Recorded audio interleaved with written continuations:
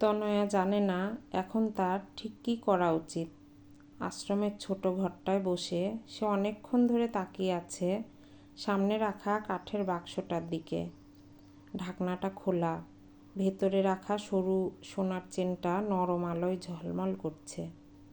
সেই আলো যেন আলো চোখে লাগে না, বরং বুকের ভেতর কোথাও একটা তীক্ষ্ণ খোঁচা দিয়ে যায়। চেনটা যেন মুখ বেঁকিয়ে বলছে, আরও কর বিশ্বাস। এরকমই হয় অতিরিক্ত বিশ্বাসের ফল। তনয়া চেনটা হাতে তুলে নেয়।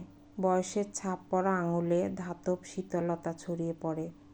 কত বছর পর আবার এই চেন, অথচ এই চেন দিয়ে শুরুটা যেমন ছিল, শেষটা যে এমন হবে কোনোদিন ভাবতে পারেনি সে। উত্তর কলকাতার এক রক্ষণশীল মুখার্জি পরিবারে জন্ম তনয়ার। সেই সব পরিবারের মতোই, যেখানে অলিখিত নিয়মই ছিল আসল নিয়ম। একসঙ্গে থাকলে শক্তি বাড়ে, এই কথার মানে ছিল। আলাদা ইচ্ছের কোনো মূল্য নেই, আর পরিবারে ছেলেদের কথাই শেষ কথা। এটা শুধু বলা হতো না, অক্ষরে অক্ষরে পালন করা হতো। মা, বাবা, দাদা, জেঠু, জেঠিমা, জেঠুর 2 মেয়ে আর ঠাকুরদা সব মিলিয়ে ছিল বিশাল সংসার। ঠাকুরদা মারা যাওয়ার পর জেঠু পরিবারের বড় কর্তা হলেও বাস্তবে বাড়ির অলিখিত কর্তা ছিলেন তনয়ার বাবা। একমাত্র বংশাধিকারীর পিতা হওয়ার সুবাদে তার কথাই শেষ কথা ছিল। জেঠু অনেক সময় নিজের নিয়ম বদলে নিতেন বিনা প্রতিবাদে। এই বাড়িতে মেয়েদের আলাদা কোনো পরিচয় ছিল না। তনয়া হোক বা জেঠুর 2 মেয়ে, সবার জন্য ভবিষ্যৎ একটাই, যতটা পড়াশোনা করলে ভালো পাত্র পাওয়া যায় ততটাই যথেষ্ট। বিয়ের পর মেয়েরা নিজের সংসার করবে, তখন আর এই পরিবারের কোনো দায় তাদের থাকবে না। তনয়া ছোট থাকতেই জেঠুর বড় মেয়ের বিয়ে হয়ে গিয়েছিল। সময়ের সঙ্গে সঙ্গে সে নিজের সংসারে এতটাই ডুবে গিয়েছিল যে কবে শেষবার মুখার্জি বাড়ি এসেছিল তনয়া ঠিক মনে করতে পারে না। ছর্দি ছিল তনয়ার একমাত্র আশ্রয়, সব আনন্দ সব দুঃখে যার পাশে পাওয়া যেত তাকে। আজও তনয়ার মনে পড়ে ছর্দির জন্যই প্রথম মুখার্জি বাড়িতে কোনো মেয়ের জন্মদিন পালন করা হয়েছিল। জেঠু আর বাবা বাধ্য হয়েছিলেন ছোট্ট তনয়ার জন্য নতুন জামা কিনতে। সেদিন মাছের মুড়োটা পেয়েছিল তনয়া। মায়ের মুখে সেদিন যে হাসি ছিল সেটা অন্য দিনের থেকে আলাদা। আর জেঠিমা তখন তনয়াকে পায়েস খাওয়াচ্ছিলেন, আনন্দে চোখে জল ধরে রাখতে পারেননি। কখনো মেয়ের জন্মদিন পালন করতে না পারার কষ্ট আজও তনয়া যেন বুঝতে পারে। এভাবে মাঝে মাঝে পরিবারের নিয়ম ভেঙে তনয়া আর তার ছর্দি বড় হয়ে উঠেছিল। সময়ের সঙ্গে সঙ্গে তনয়ার সৌন্দর্য যেন সকলকে ছাপিয়ে যাচ্ছিল। মুখার্জি বংশে বরাবরই রূপসী মেয়েরাই বউ হয়ে আসে, আর তনয়া ছিল সেই রূপের জীবন্ত উদাহরণ। অন্যদিকে ছর্দির সৌন্দর্য ছিল শান্ত, গভীর দিঘির জলের মতো। তনয়া যখন উচ্চ মাধ্যমিক পাশ করল, ততদিনে ছর্দির কলেজে 1 বছর কেটে গেছে। দিদির সঙ্গে প্রথম কলেজে এসে তনয়া চমকে গিয়েছিল। কো-এডুকেশন কলেজ, ছেলে মেয়ের এমন মেলামেশা সে আগে দেখেনি। ছর্দির জেদেই এই কলেজে ভর্তি হওয়া। বিজ্ঞানে এত ভালো ছিল সে যে মিঠু আর বাধ্য হয়েছিলেন নিয়ম ভাঙতে। কলেজে যাতায়াতের সময় কখনো জেঠু, কখনো বাবা, আবার কখনো দাদা সঙ্গে যেত। দাদা যদিও 2 বার ফেল করার পর ছর্দির সঙ্গে একই ক্লাসে পড়তে বাধ্য হয়েছিল। কলেজে সে ছিল একমাত্র ত্রাস। নিজের দলের ছেলেদের নিয়ে অলিখিত দাদাগিরি চালাতো। তনয়া জানতো দাদা ইচ্ছে করেই পাশ করছে না। পড়ার নামে বাবার কাছ থেকে টাকা ওড়ানোর স্বাধীনতা আর কলেজে ক্ষমতা দেখানোর সুযোগ, এ দুটো ছাড়তে সে রাজি নয়। এইসব ভাবার সুযোগ অবশ্য তনয়ার বেশি দিন ছিল না।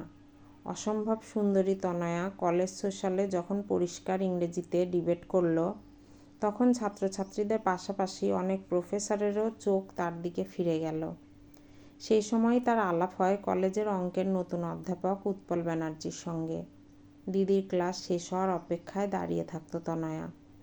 একদিন ক্লাস শেষে উৎপলবাবু তাকে ডেকে বলেছিলেন, তুমি সেদিন খুব ভালো ডিবেট করেছিলে, তবে আরও বই পড়তে হবে, দরকার হলে আমাকে বলবে। অঙ্কের স্যার থেকে সাহিত্যের সাহায্য, এই অদ্ভুত মিলটাই ধীরে ধীরে টান তৈরি করেছিল। সময়ের সঙ্গে সঙ্গে কথাবার্তা বাড়ল। ছর্দির কলেজ শেষ হয়ে গেল, দাদাও পাশ করলো। তনয়া একা কলেজে যেতে শুরু করলো।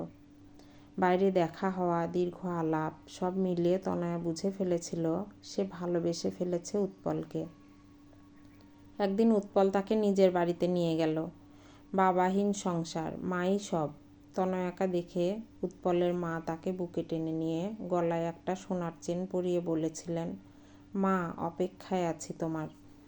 আর একটা বছর মা, তারপর ওর বাবার সাথে কথা বলতে যাব আমরা, বলে উঠল উৎপল। কিন্তু সব সুখ বেশি দিন টেকে না। সেদিন উৎপলের বাড়ি থেকে ফিরে তনয়ার পা যেন মাটিতে পড়ছিল না। বুকের ভেতর আনন্দটা এমনভাবে উপচে পড়ছিল যে কাউকে না বললে দম বন্ধ হয়ে আসছিল। বাড়ি ফিরেই ছর্দিকে পেয়ে সব কথা এক নিঃশ্বাসে বলে ফেলেছিল সে। উৎপলের মা কিভাবে তাকে আপন করে নিয়েছেন, গলায় চেন পরিয়ে দিয়েছেন, ভবিষ্যতের আশ্বাস দিয়েছেন। ছর্দি চুপ করে শুনছিল, মুখে কোনো উচ্ছ্বাস ছিল না। কিন্তু তনয়া তখন লক্ষ্য করার মতো অবস্থায় ছিল না। এদিকে ছর্দির নিজের জীবনেও তখন বড় পরিবর্তনের সময়। তার বিয়ের কথা প্রায় পাকা। পাত্র কলকাতায় এক নামী জায়গায় চাকরি করে, পরিবারও যথেষ্ট প্রতিষ্ঠিত। মুখার্জি বাড়িতে তাই তখন ব্যস্ততা শেষ নেই। কেনাকাটা, আত্মীয় স্বজনের যাতায়াত, ফোনের পর ফোন। এই ভিড়ের মধ্যে তনয়া ধীরে ধীরে আড়ালে চলে যাচ্ছিল। বাড়ির কাজে সাহায্য করা, অতিথিদের সামলানো, সব মিলিয়ে তনয়ার কলেজে যাওয়া অনিয়মিত হয়ে পড়ে। পরীক্ষার প্রস্তুতিও ঠিকমতো হচ্ছিল না। একদিন খুব দরকারে তনয়া কলেজে যায় অ্যাডমিট কার্ড আনতে। কলেজ গেটের কাছে পৌঁছেই সে থমকে যায়। কলেজের সামনে পুলিশের গাড়ি দাঁড়িয়ে, কয়েকজন পুলিশ ভেতরের দিকে যাচ্ছে। চারদিকে অদ্ভুত একটা চাপা উত্তেজনা। ছাত্রছাত্রীরা দল বেঁধে ফিসফিস করছে। তনয়ার বুকের ভেতর হঠাৎ করে অজানা আশঙ্কা দানা বাঁধে। সে তাড়াতাড়ি নিজের কাছের বন্ধু সোহিনীকে খুঁজে বের করে। সোহিনীর মুখটা সেদিন অস্বাভাবিক ফ্যাকাশে। কি হয়েছে রে, পুলিশ কেন এসেছে? কাপা গলায় প্রশ্ন করে তনয়া। সোহিনী একটু ইতস্তত করে, তারপর নিচু স্বরে বলে, তুই জানিস না উৎপল স্যারের নামে থানায় ডায়েরি হয়েছে। তনয়ার মাথার ভেতর যেন হঠাৎ করে কিছু একটা ভেঙে পড়ে। কি ডায়েরি? কেন? প্রশ্নটা বেরোয় অস্ফুট স্বরে। সোহিনী তাকে কলেজের এক কোণে নিয়ে গিয়ে বলে, উৎপল নাকি তার চেনা এক মেয়েকে প্রায় বাড়িতে ডাকত যখন তার মা বাড়িতে থাকতেন না। সেই মেয়েটিকে বিয়ের প্রতিশ্রুতিও দিয়েছিল সে। কাল সেই মেয়েটিকে বিয়ের কথা তুলতেই উৎপল নাকি তাকে মারধর করে। আজ সকালে মেয়েটি থানায় গিয়ে অভিযোগ দায়ের করেছে। এক একটা কথা তনয়ার কানে ঢুকছিল, কিন্তু বিশ্বাস হচ্ছিল না। মাথার ভেতর শুধু একটা কথাই ঘুরছিল, এটা হতে পারে না, উৎপল এমন মানুষ নয়। দেখে বোঝা যায় না রে উৎপল স্যার এতটা শয়তান, অজান্তেই বলে ওঠে তনয়া। সোহিনী দীর্ঘশ্বাস ফেলে বলে, আমরাও তো বিশ্বাস করতে পারছি না, কিন্তু পুলিশ তো এমনি এমনি আসে না। তনয়া আর কোনো কিছু কথা শোনার ক্ষমতা রাখেনি। অ্যাডমিট কার্ড নেওয়ার কথা ভুলে গিয়ে কোনো রকমে বাড়ি ফিরে আসে। শরীরটা যেন অবশ হয়ে গিয়েছিল। ঘরে ঢুকেই সে ছর্দির কোলে মাথা রেখে শুয়ে পড়ে। কিরে, কি হয়েছে তোর? উদ্বিগ্ন গলায় জিজ্ঞেস করে ছর্দি। তনয়া ধীরে ধীরে সব কথা বলে। এক একটা শব্দ বলার সঙ্গে সঙ্গে বুকের ভেতরের বিশ্বাসটা যেন চুরমার হয়ে যাচ্ছিল। ছর্দি চুপ করে শুনছিল। তারপর একটু থেমে বলল, আমারও কেমন সন্দেহ হয়েছিল তনু, কিন্তু ঠিক জানতাম না বলে কিছু বলিনি। তারপর দৃঢ় গলায় যোগ করল, উৎপলের চরিত্র ভালো নয়। এই ঘটনা জানার পর এই বাড়ি থেকে কেউই আর ওকে মানবে না। তুই ওকে ভুলে যা। তনয়া মাথা নেড়ে বলেছিল, না ছর্দি, আমি ওকে বিশ্বাস করি, আমি শেষটা পর্যন্ত দেখব। কিন্তু সেই শেষ আর দেখা হয়নি। উৎপলকে পুলিশ গ্রেপ্তার করে নিয়ে যাওয়ার খবর পাওয়ার পরই তার মা হঠাৎ অসুস্থ হয়ে পড়েন।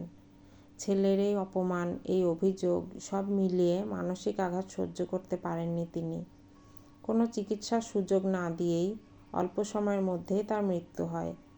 মায়ের মৃত্যুতে উৎপল পুরোপুরি ভেঙে পড়ে। জেলের ভিতর বসে নিজেকে দায়ী করতে থাকে সে।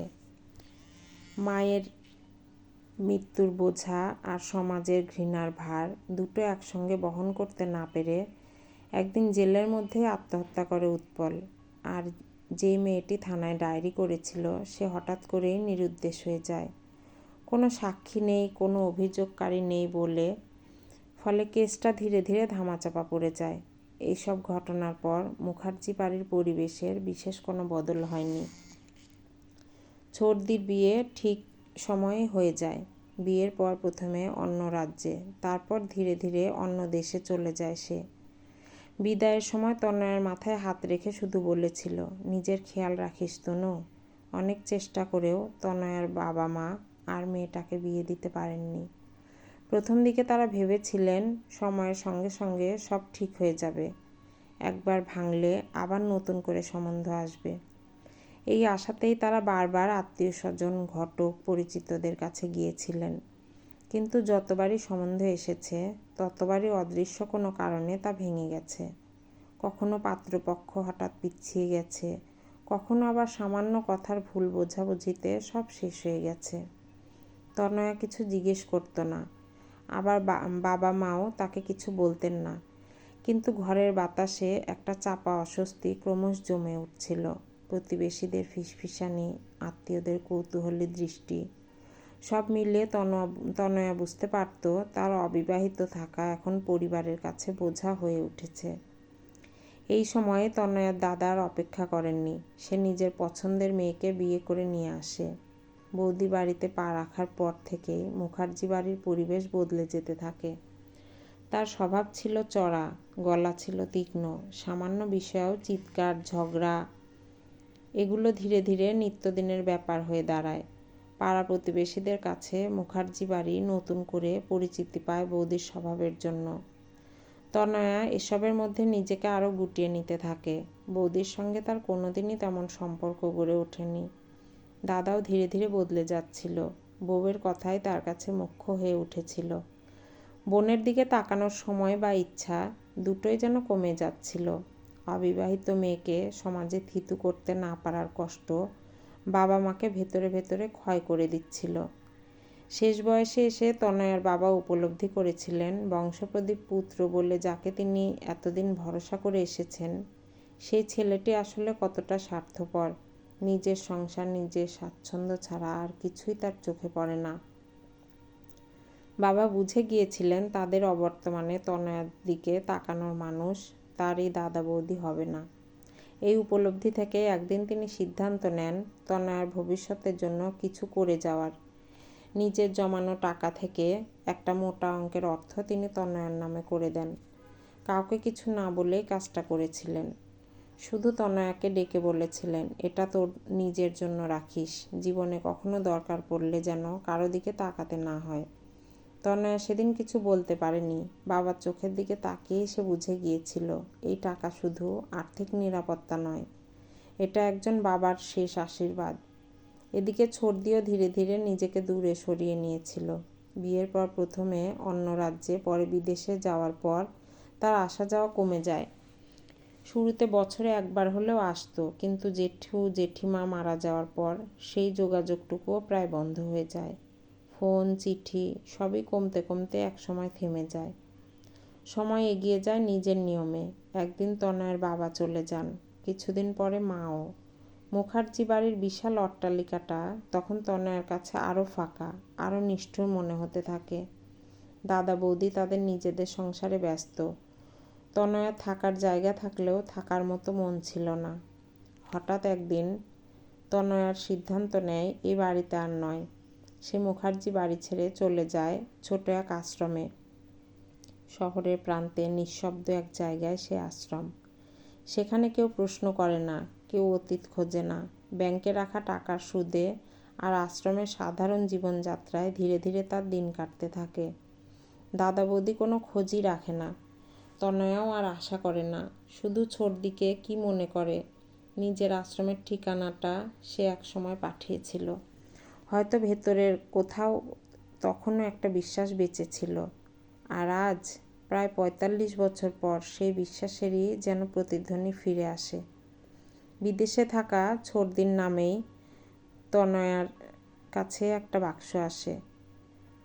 চেনা হাতের লেখা, পুরনো ঠিকানা সব দেখে তনয়া বুকের ভেতর অদ্ভুত একটা কাঁপন ধরে। বাক্সটা খুলে সে দেখে ভেতরে রাখা আছে সেই সরু সোনার চেন, যেটা প্রথমবার উৎপলের মা তাকে পরিয়ে দিয়েছিলেন, যেটা হারিয়ে যাওয়ার পর তনয়া কতদিন খুঁজেছিল। চেনটার স্পর্শে অতীত যেন এক ঝটকায় ফিরে আসে। আর ঠিক তখনই সে লক্ষ্য করে চেনটার নিচে ভাঁজ করা একটা চিঠি রাখা। কাগজটা তুলে নিতে তার হাত কেঁপে ওঠে। চিঠির ওপরে লেখা, ছর্দির হাতের লেখা। চিঠিটা খুলে পড়তে প্রথম লাইনটা তার বুকের ভেতর আঘাত করে। ক্ষমা করিস তনু আমাকে। যখন চিঠিটা পাবি তখন আমি হয়তো থাকবো না, ক্যান্সারের শেষ স্টেজ। মনে হলো একবার নিজের শেষ সময়ে এসে স্বীকার করে যাই নিজের স্বার্থপরতা। ছোটবেলা থেকে তোর জন্য লড়েছি আমি না লড়লে তুই কিছুই পেতিস না, পাবি না। এইটাই জেনে আমার খুব গর্ব হতো। আমি না দিলে তুই কিছু পাবি না, এই ভাবনাটাই আমাকে শক্তি দিত। কিন্তু যখন কলেজে গেলি সেদিন বুঝলাম তুই আমার চেয়ে অনেক রূপসী, আর রূপটাও দরকার। কিন্তু যখন তোর প্রেমে উৎপল পড়ল তখন সহ্য হলো না। উৎপল, যাকে আমি তুই আসার আগে থেকে ভালোবেসেছি, সে কেন তোকে ভালোবাসবে? সামান্য সাহিত্যের ছাত্রী তুই, তোর চেয়ে অনেক বেশি আমি পড়াশোনায় ভালো। শুধু রূপসী বলেই তোকে ওর মনে ধরেছে। আমার মনে হলো, আমাকে চোখেও পড়েনি ওর। তনয়ার চোখের সামনে ভেসে ওঠে সেই দিনগুলো, কলেজের বারান্দা, অঙ্কের ক্লাস, উৎপলের মৃদু হাসি। সে কোনোদিন ভাবেনি এই ভালোবাসার ত্রিভুজে সে অজান্তেই নিজের দিদির শত্রু হয়ে উঠেছে। জানিস তনু, অনেক চেষ্টা করেছিলাম ওর কাছে যাবার, কিন্তু বড্ড ভালোবাসতো ও তোকে। আমি ছিলাম শুধু ওর কাছে তোর দিদি আর ওর এক ছাত্রী। যেদিন ওর মাও তোকে মেনে নিল, সহ্য করতে পারলাম না। নিজের জমানো সব টাকা দিয়ে একটা মেয়েকে ভাড়া করলাম ওর বিরুদ্ধে যাবার জন্য। কিভাবে এটা সন্ধান পেয়েছিলাম জিজ্ঞেস করিস না। যে করেই হোক চেয়েছিলাম ওর বদনাম হোক, কখনো যেন ও তোর সামনে আসতে না পারে লজ্জায়। কিন্তু বিশ্বাস কর তনু, আমিও ভাবিনি যে নিজেকে শেষ করে দেবে। ভেঙে পড়েছিলাম, তারপর মনে হলো তোর জন্যই হলো, এসবের জন্য তুই দায়ী।